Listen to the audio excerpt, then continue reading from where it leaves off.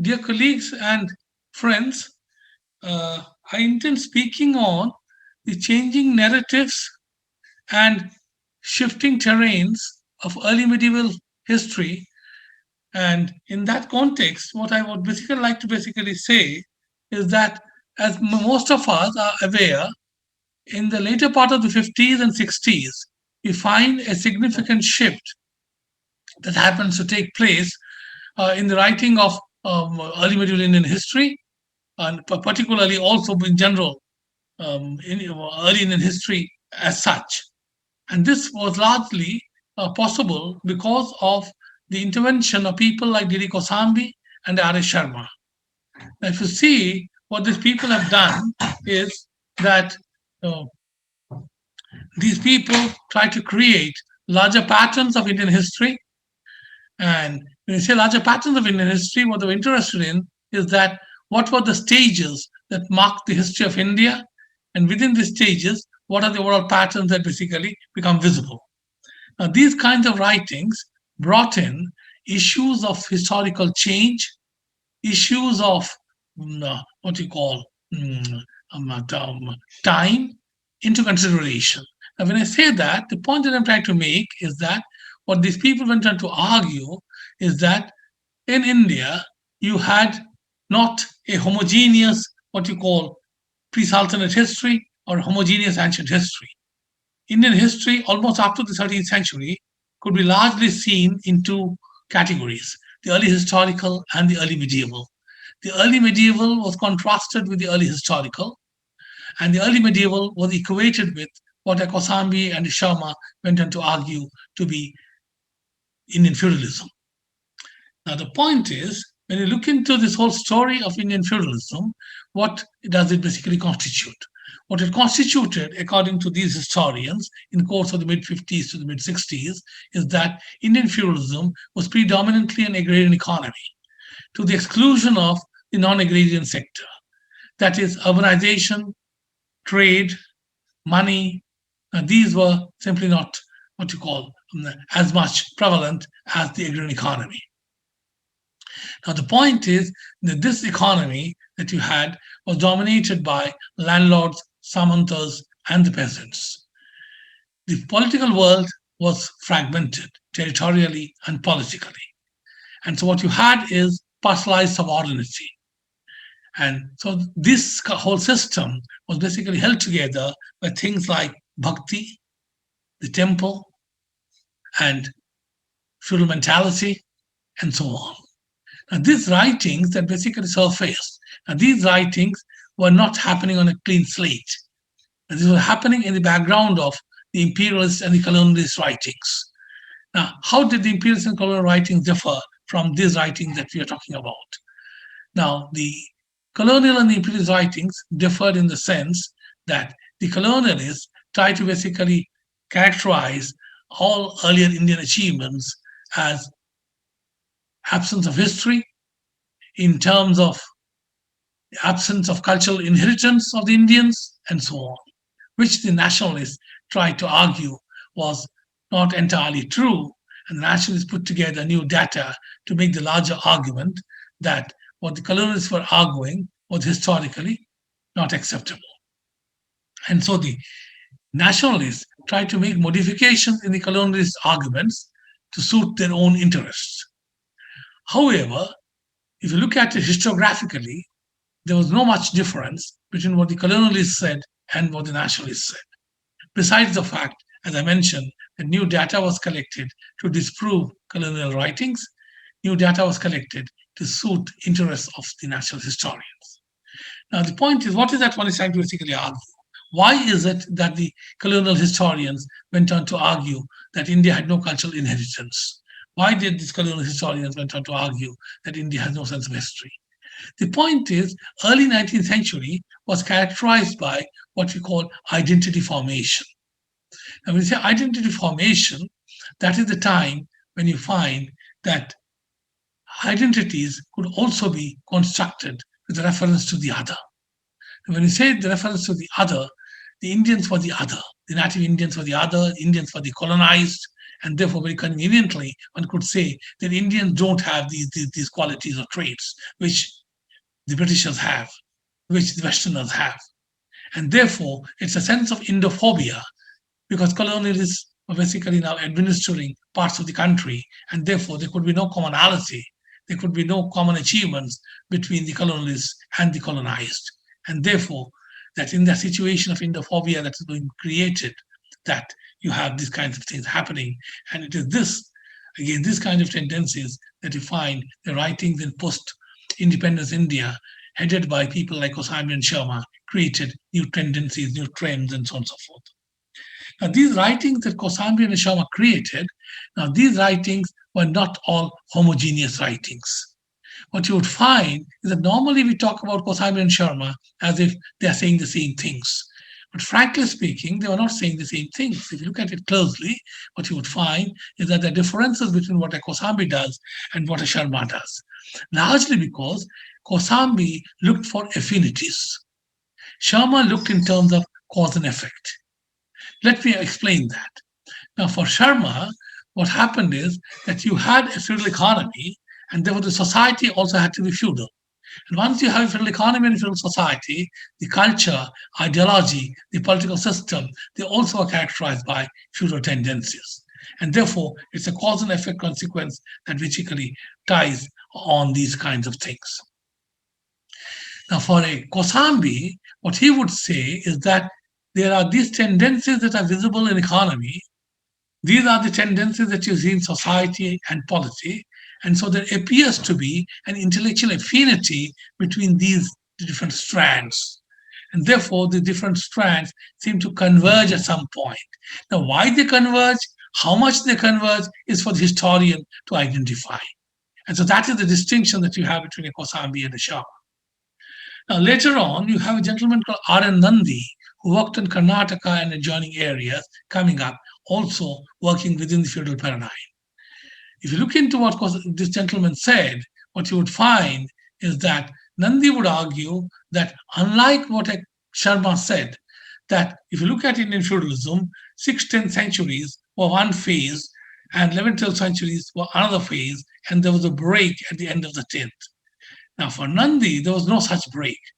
There were continuities and changes, or in other words, change within continuities. What Nandi sees in the case of Karnataka and adjoining areas is a situation where you would find that you have a reality where things start happening in the 6th, 7th centuries, and these keep on accelerating gradually as you move on to later part of the first millennium and subsequently into the early centuries of the second millennium. And therefore, there are continuities, there are changes, but when you look at them, there are no breaks, there are no what you call some sort of gaps in between, but there are changes continuously within a larger range of continuity. And therefore, the idea of Indian feudalism, if one is thinking in terms of continuities, it will not necessarily be so. There are different ways in which Indian feudalism happen to be seen, and these are tendencies that you would see going on into the 70s, mid 80s, and so on in the writings of these historians. However, interestingly, historiographically speaking, the turn of the millennium is an important phase where something new happens. Now, what is that something new that happens? Now, around 2000, you find two things basically overlapping. Now, what are these? One is that you find the rise of a number of good studies on the regions. Now, when I say the rise of a number of good studies on the regions, what I have in mind are things like works coming up for Rajasthan, for Orissa, for Andhra Pradesh, for Bengal. And these are intense studies, dense studies on the regions. And these studies were not bounded by the regions, but these studies were there on the regions, but in a larger trans-regional context. The Bengal is being understood in terms of northern India, Orissa is being understood in terms of what is happening in and around Orissa, and so on. So that is the kind of studies that start ushering in. Now, the ushering in of these studies also goes on to coincide with the last phase of good anthologies on Indian feudalism. When I say that, what I have in mind is R.S. Sharma's Society in Early Medieval India, D.N. Jha's The Feudal Order, or R.N. Nandi's State Formation and Agrarian Growth. These were the last good studies on Indian feudalism, so they do coincide. It's around the same time that the idea also disseminated that when you talk about Indian feudalism, there's a bit of a problem. Bit of a problem because the region from where we get the maximum number of land grants is Tamil Nadu.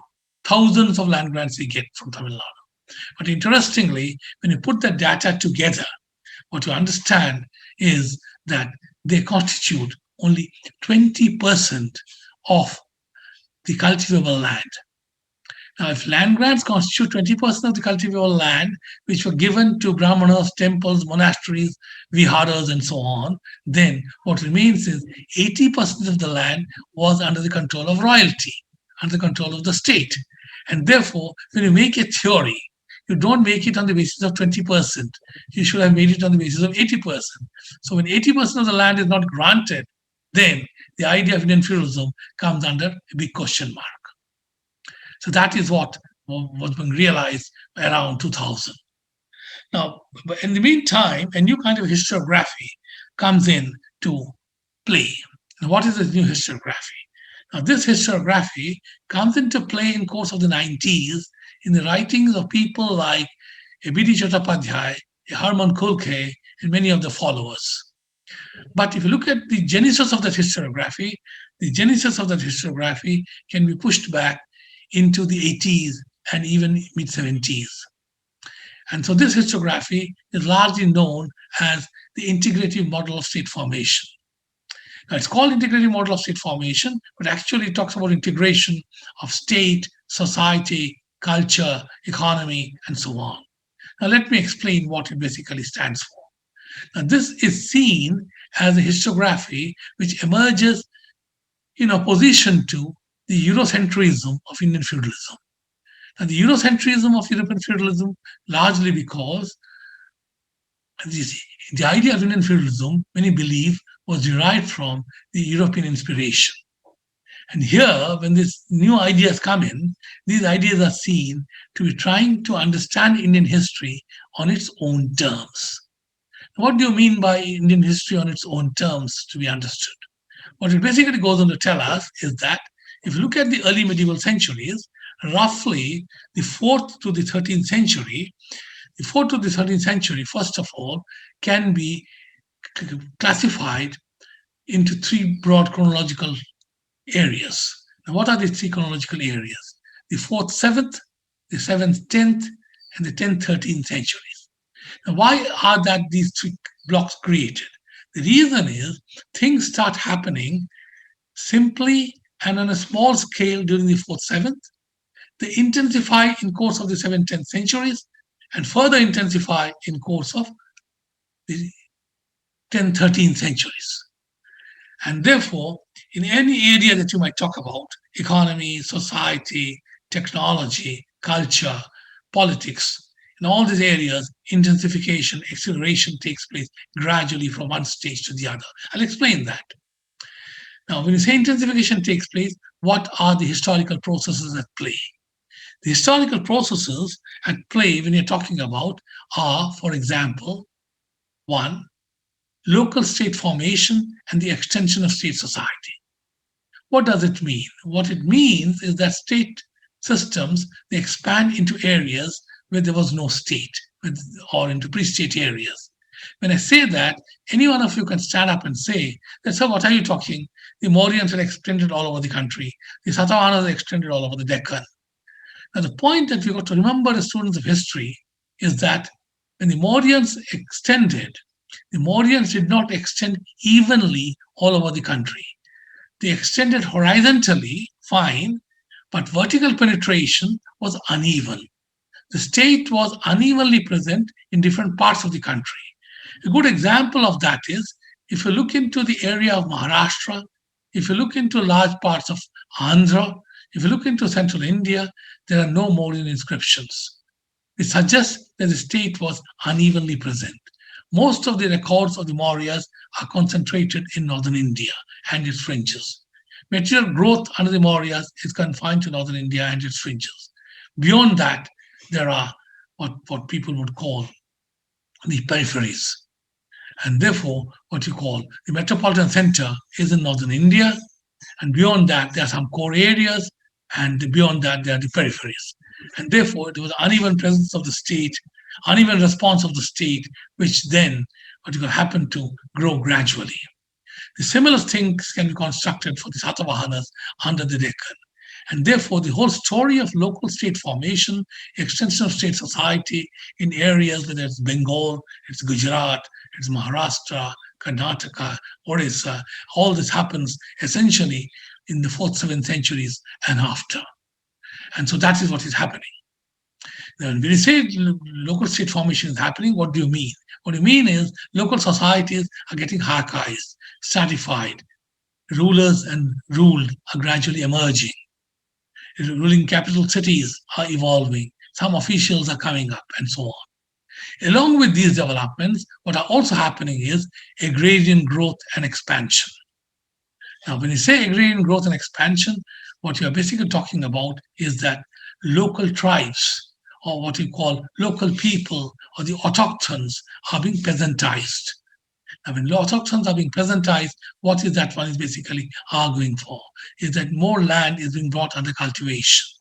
And when land is being brought under cultivation, gradually people who happen to be tribes or part-time peasants, they get transformed into peasants. And when they're getting transformed into peasants, many of these peasant groups are gradually also brought into caste society.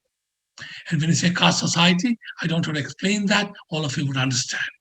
And now one of the implications of caste society is that caste societies are being formed with reference to the Varna scheme of society, which is a pan-India scheme. And the Varna scheme of society is the hierarchized system, with Brahmanas at the top, Shudras at the bottom, untouchables outside it.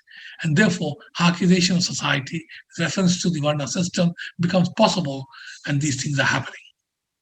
Along with these developments, one would wonder what would be the reaction of the tribals.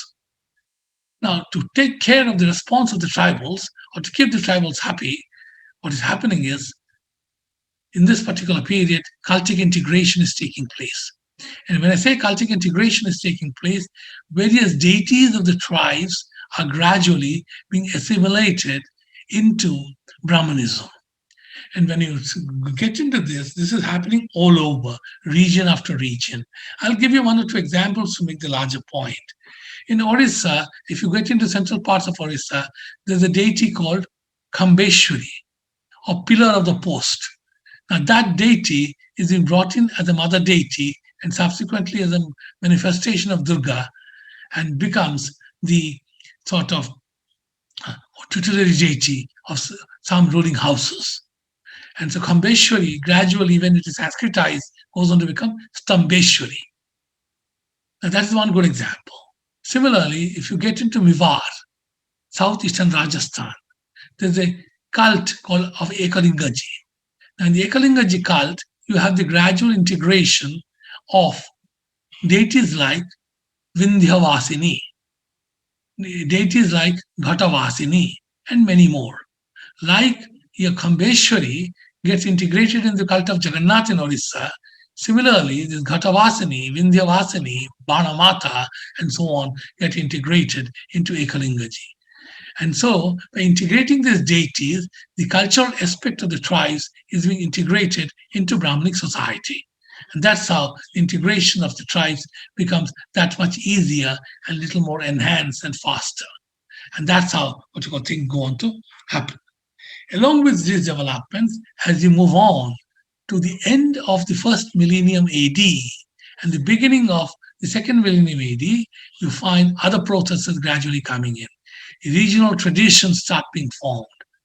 Vernacular language and literature starts being formed.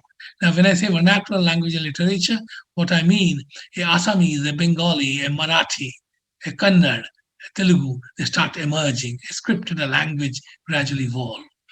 They evolve their own cultural traditions. And gradually, you find the formation of regions. And when I say gradually the formation of regions, Andhra comes into being. a Odisha comes into existence, a Karnataka comes in. And so there's an identification of people, language, culture, script, and they basically converge. Political formations start coming up which converge with these territories. And therefore, the convergence of multiple historical processes leads to the making of cultural regions, linguistic regions. And these happen broadly between the 12th, 15th centuries. And so these are patterns which start gradually getting unfolded. And when these patterns are being gradually unfolded, then the point that one would make is that how are these patterns being backed up by other processes of change? Because the early medieval times are a period which have been said to have been a period where you find the operation of simultaneous processes of change. Now, what are these simultaneous processes of change which operate? Now, for example, I'll give you something which may interest you. What we know as Hinduism today, now that basically emerges in course of these centuries. It emerges in the course of centuries. When I say that Hinduism, when you talk about it, the Hinduism emerges from within what we know as Puranic Hinduism. Now, what is Puranic Hinduism? We know Puranas as a literature come up around the 4th century and after. In 3rd century, 4th century, and after, Puranas as a literature come up. Now, what am I talking about? What I'm talking about is just for a moment think over and you will realize that the Puranas represent a new brand of religion. They represent the coming of Vishnu and his avatars.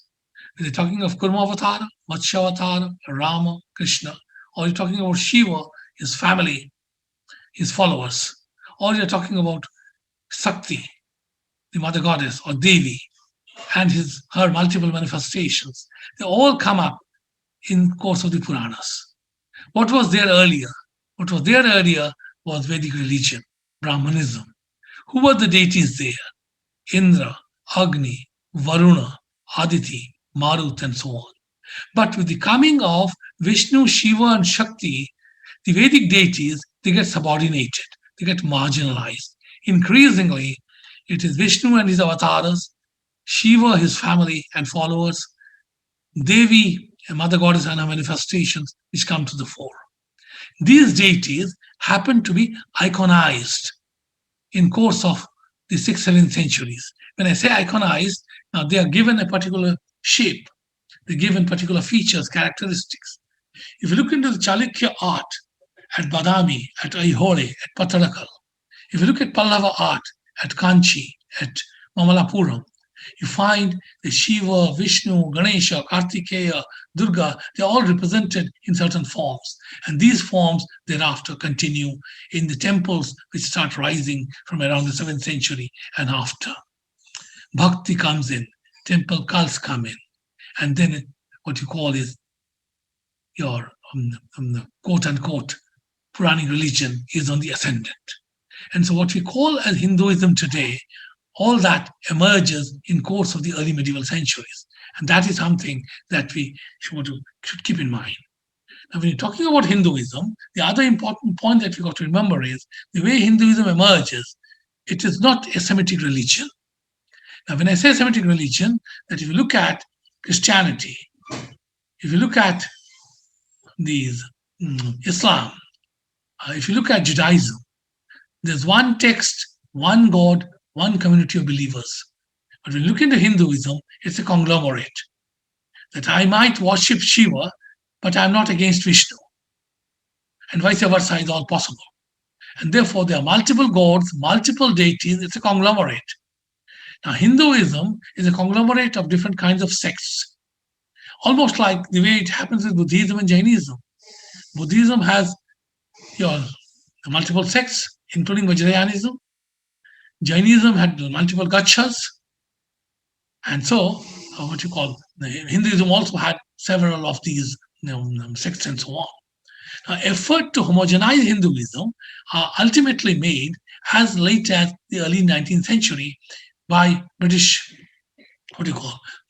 colonial writings.